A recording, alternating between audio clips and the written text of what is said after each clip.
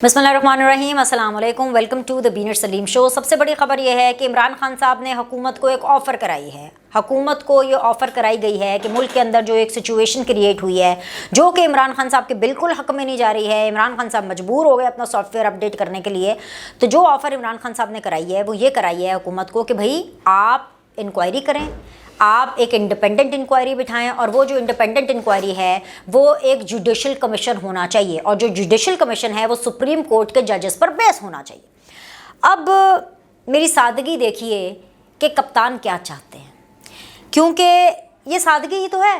पूरे मुल्क में अन्नी मचा के तमाम अपने कारकुनानों को उकसा कर, अपने तमाम तर लीडर्स को जेलों के पीछे करवा कर, उनके ऊपर क्रैकडाउन करवा करके वो एक केस से निकलते हैं, दूसरे केस में उनको धर लिया जाता है। मतलब अभी पूरी तरह निकल के बाहर भी नहीं आते हैं तो फिर उनको जो है अरेस्ट कर लिया जाता है।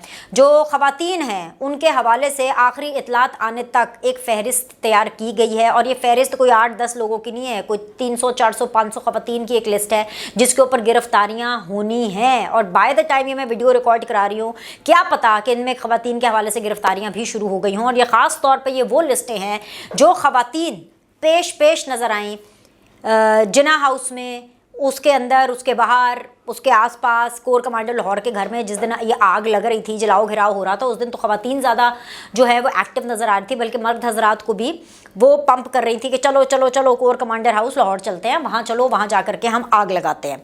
अब ये जो इमरान खान साहब की जो नई एक फरमाइश आई है ना, एक बड़ी मासूमाना सी फरमाइश कि भाई आप जुडिशल कमीशन बना दें, हैं सुप्रीम कोर्ट के जजेस का जुडिशल कमीशन बना दें। इसके ऊपर हुकूमत ने चिट्टा कोरा जवाब दिया है और वो जवाब बल्कि देना भी उन्होंने मुनासिब नहीं समझा। ये हम जैसे लोगों को हुकूमत जवाब दे रही है। इमरान खान साहब ने उनको ऑफ़र कराई कि आप ये कमीशन बना दें, हुकूमत का इसके ऊपर सन्नाटा है। लेकिन हमें ये पता चला और हमारे जैसे और भी जैसे जर्नलिस्ट जिनका एक्सेस होता है, जिन एंकर्स का एक्सेस होता है, जब उन्होंने पूछा, मैंने पूछा, मेरे शो में आए हुए थे दानियल चौधरी साहब कल, मैंने उनसे पूछा कि भाई दानियल साहब ये आप बना रहे हैं जुडिशल कमीशन के? कैटेगोरिकली चिट्टा कोरा इनकार है हुकूमत का। हुकूमत ये कहती है कि भाई जिस पीटीआई के कारकुन की वीडियो है और ऑडियो है उसके ऊपर कोई तहकीक नहीं होगी। ये कहते हैं जुडिशल कमीशन की तहकीक, ये कहते हैं सुप्रीम कोर्ट के जो जजेस हैं वो उस कमीशन के अंदर बैठे और वो तहकीक करें। तो एक जो आम सा जो सिपाही है ना वो भी इसकी तहकीक नहीं करेगा, क्योंकि खुर्रा जो है वो पूरे तरीके से इमरान खान साहब तक जाता है और पूरा का पूरा तैयार है। क्योंकि एक तरफ हुकूमत है और दूसरी तरफ जो आर्मी चीफ साहब हैं और जो आर्मी का जो इदारा है वो जिस तरीके से जियो फेंसिंग को, जिस तरीके से वो अपनी कार्रवाइयाँ कर रहा है, जिस तरीके से सारी ऑडियोज़ वीडियोज़ जो सामने हैं, जिस तरीके से वो उनको देख रहा है, वो कम पक्का पै गया। पूरे पक्के पैरों के ऊपर इन लोग के ऊपर कार्रवाइयाँ होनी है। तो जी इमरान खान साहब की ऑफ़र के ऊपर हुकूमत ने साफ किस्म का इनकार किया। उनकी कोई ये इस तरह की जो ऑफ़र है वो मानी नहीं जानी है। तो ऐसे में जो इमरान खान साहब कहते हैं नो नो नो नो ये तो हमारे लोग नहीं थे, ऐसी बहुत सी चीज़ें हैं जो कि मैं आपके साथ माजी में शेयर भी करती रही हूँ, आगे भी जा करके मैं शेयर करूँगी। आज भी मैं आपसे एक चीज़ शेयर कर लेती हूँ। सबसे इंपॉर्टेंट चीज़, ये कर्नल शेर खान साहब हैं जो कि निशान हैदर हैं, जो कि शहीद हैं। वो जो कर्नल शेर खान साहब हैं उनकी बहादुरी के किस्से भारत तक हैं, दुश्मन मुल्क भारत तक हैं, क्योंकि उनके बारे में ये मशहूर है कि जब जंग चल रही थी तो बग़ैर खाए पिए उन्होंने 5 दिन पाकिस्तान का डिफेंस किया, डट कर मुकाबला किया। और जब उनकी शहादत हो गई और उनकी डेड बॉडी जब पाकिस्तान के हवाले की गई तो भारत जो कि हमारा दुश्मन मुल्क है, जिसके साथ जंग लगी हुई थी, जिसके अगेंस्ट जंग लड़ी जा रही थी, उन्होंने एक नोट जो है कर्नल शेर खान शहीद निशान हैदर के लिए लिखा उनकी डेड बॉडी के साथ जो पाकिस्तान आया, जिसके अंदर उनकी बहादुरी के किस्से थे। ये आपको बताने का मकसद ये है कि कर्नल शेर खान शहीद जो निशान हैदर थे उनका जो मुजस्समा है वो भी तोड़ा गया था। उस मुजस्समे को तोड़ने वाले को गिरफ्तार कर लिया गया है कल, लेकिन जिसने मुजस्समा तोड़ा वो वाज़े तौर पर देखा जा सकता है कि वो पीटीआई का हार्डकोर वर्कर और सपोर्टर है। और फिर इमरान खान साहब जो है वो आंखों पर पट्टी बांध के कहते हैं कि no no no no no no they were not our people. मतलब वाकई कोई शर्म होती है, कोई हया होती है। बंदा कह ही देता है कि हाँ ठीक है जी, गुस्से में थे, गलती हो गई, मुझसे गलती हो गई, बच्चों से गलती हो गई। कोई मान मर्यादा, कोई इज्जत नहीं रखी। ठीक है, इसके अलावा एक और चीज़, अब क्योंकि देखें ना ये जिक्र हो रहा है तो ये जिक्र करना बिल्कुल बनता है। एक और बड़े महान जिंदा शख्सियत है महान शख्सियत, महान ही तो हैं या खुद डिसाइड करें, मैं आपको बताती हूँ उनकी महानता कि क्या है। ब्रिगेडियर रिटायर्ड जावेद अकरम रिटायर्ड हैं, ब्रिगेडियर हैं, और सिर्फ यही नहीं, उनको सितारा इम्तियाज़ भी मिला है। दिखाइए जी इनकी फ़ोटो दिखाइए, ये चल रही है फ़ोटो, इनको सितारा इम्तियाज़ भी मिला है। और रिटायरमेंट के बाद इस उम्र के अंदर ये पाकिस्तान तहरीक इंसाफ को ना सिर्फ सपोर्ट कर रहे हैं बल्कि पाकिस्तान तहरीक इंसाफ को रिप्रेजेंट कर रहे हैं। रिप्रेजेंट कैसे कर रहे हैं? टोबा टेक सिंध में ये लीडर हैं वहाँ के, और ये पीटीआई के हैं, ऑफिशियली पीटीआई में हैं, और पीटीआई को टोबा टेक सिंध में लीड कर रहे हैं। और ये ब्रिगेडियर रिटायर्ड जावेद अकरम सितारा इम्तियाज़, जिनको ये इम्तियाज़ हासिल है कि वो सिविलियन नहीं, उनको ब्रिगेडियर बनाया गया। उनकी जो पेंशन है वो पाकिस्तान की आवाम के टैक्स के पैसों से जाती है। उनको सितारा इम्तियाज़ भी दिया गया उनकी सर्विसेज के लिए। और इनके काम देख लें, इनके काम देखें कि कोर कमांडर लाहौर के घर में जहाँ पे आग हुई हुई है, ये बड़े मज़े से सुकून से बैठ करके वीडियोस बना रहे हैं। और फिर इमरान खान साहब कहते हैं कि मैंने ये नहीं किया, और फिर पीटीआई कहती है कि नहीं जी वो हमारे लोग नहीं थे, और इमरान खान साहब मजम्मत तक नहीं करते। अगर आप नहीं थे ना इमरान खान साहब, तो आपको इस ब्रिगेडियर रिटायर्ड जावेद अकरम को टोबा टेक सिंध से हटा देना चाहिए, पीटीआई को लीड करने से। आपको उनकी पार्टी रुकनियत कैंसिल करनी चाहिए। और यहाँ पर मैसेज मैं उन अपने फौजियों को भी देना चाहूँगी। ऐसे लोगों को देख करके ना बहुत ज़्यादा दिल आज़ारी भी होती है, वो इसलिए होती है क्योंकि इनको पेंशन भी मिल रही होगी, पेंशन पाकिस्तान के अवाम के पैसों से मिल रही है। ये सितारा इम्तियाज़ भी हैं, क्या इनके ऊपर कोई कार्रवाई नहीं होनी चाहिए?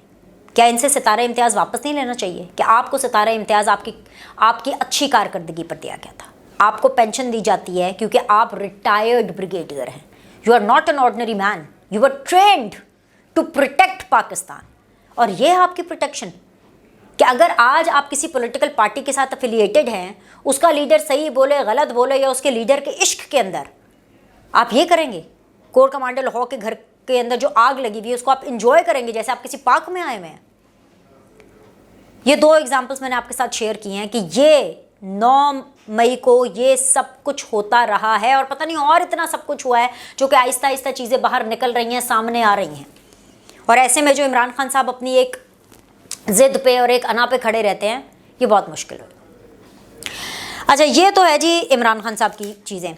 दूसरी तरफ एक और मैं आपको खबर दे देती हूँ जो कि इमरान खान साहब के लिए बिल्कुल भी अच्छी खबर नहीं है, क्योंकि हमने आपको बताया था कि जी इमरान खान साहब को पाकिस्तान तहरीक इंसाफ को कलअदम करने की, बैन लगाने की जो है वो कोशिश की जा रही है, और उनकी इस तरफ जो है सारे इकदाम जा रहे हैं। बिलावल भुट्टो ने इस बारे में जिक्र भी किया, मरीम नवाज साहिबा करती हैं, पूरी हुकूमत इस बारे में बात करती है। कल एक बहुत अहम मुलाकात हुई। मुलाकात ये थी कि पंजाब की जो निगरान हुकूमत है उन्होंने इलेक्शन कमीशन को तहरीक इंसाफ की शिकायतें लगाई हैं। उन्होंने इलेक्शन कमीशन को बताया है कि तहरीक इंसाफ का जो कंडक्ट है वो कैसा रहा है। और जो मोहसिन नकवी साहब हैं उन्होंने बाकायदा तौर पर शिकायतें लगाई हैं, और उन्होंने बताया कि किस तरह से नक्स अमल किया गया, किस तरह से जो असासे जले हैं वो पाकिस्तान के असासे हैं, किस तरह से जो है अमलाक को नुकसान पहुंचाया गया, किस तरह से फ़ौजी तनसीबात को, यानी कि पूरी चार्जशीट जो है वो शिकायतों में चीफ इलेक्शन कमिश्नर को बता दी गई हैं। तो उत्थे भी काम पै गया जे, वो काम भी अब शुरू हो गया। और ये वो इलेक्शन कमिश्नर और ये वो चीफ इलेक्शन कमिश्नर है जिसके बारे में ऑलरेडी इमरान खान साहब ने और पाकिस्तान तहरीक इंसाफ ने एक महाज खोला हुआ है। ठीक है, अब आ जाए जी तीसरी तरफ। जो तीसरी तरफ है वो है जी हमारा वही जुडिशरी का इदारा। वहाँ पर भी अंधेर नगरी चौपट राज। कैसे? ये समझने वाली बात है। ये शायद इतनी कोई पॉपुलर बात ना हो, लेकिन अगर आप थोड़ी देर, अगले 2 मिनट अगर आप सुकून से मेरी बात को फॉलो करें, इसको समझें, तो आपको पता चलेगा कि वाकई अंधेर नगरी चौपट राज है। उमर अता बंदयाल साहब जो हैं वो अपनी मन मर्जियां कर रहे हैं। इज्जत का फालूदा हो गया।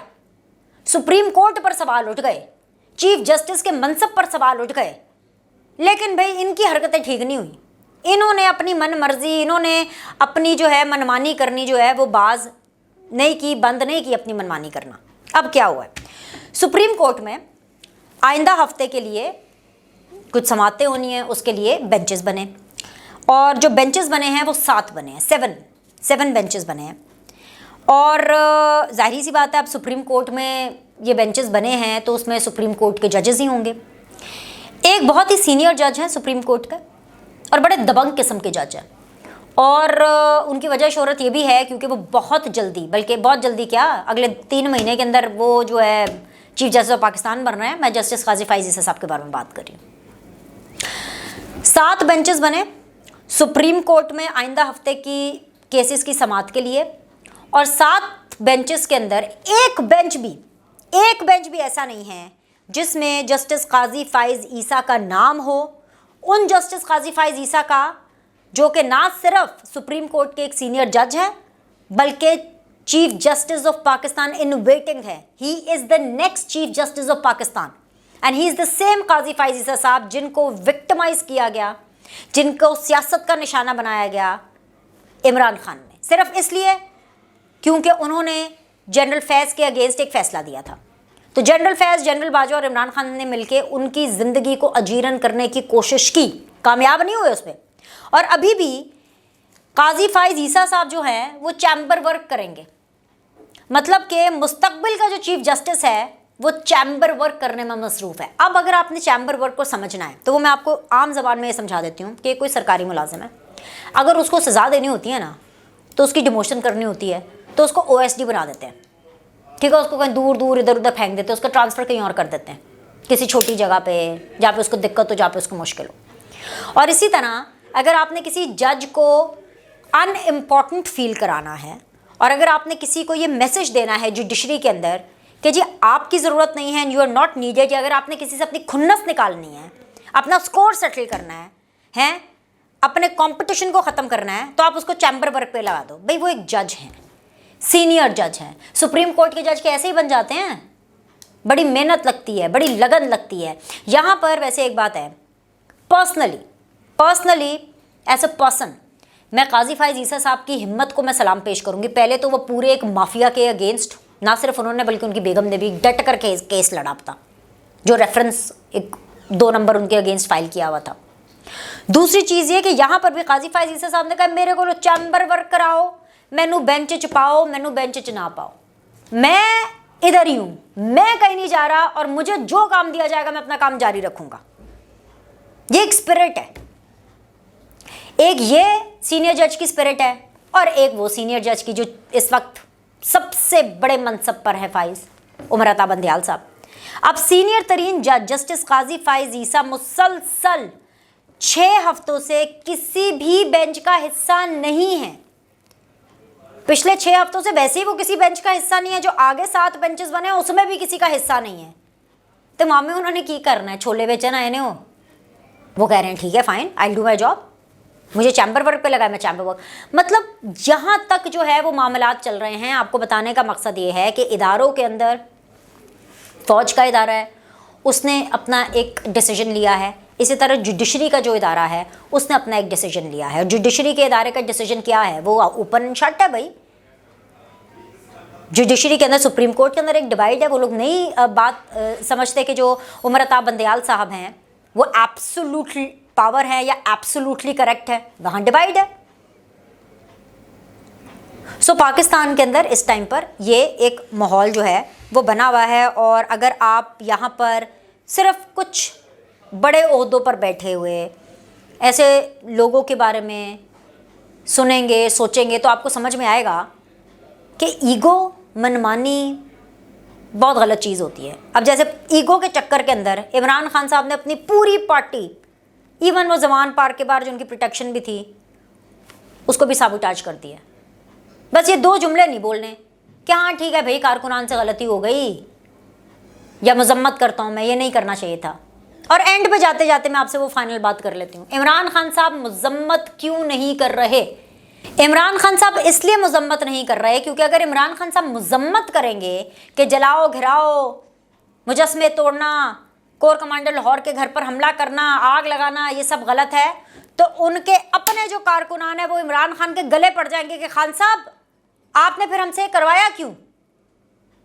तो सिर्फ और सिर्फ अपनी झूठी आन शान बान को कायम रखने के लिए, अपनी सो कॉल्ड पॉपुलैरिटी को कायम रखने के लिए इमरान खान साहब मजम्मत नहीं कर रहे। लाइक करें, सब्सक्राइब करें। आपसे अगली वीडियो में मिलते हैं।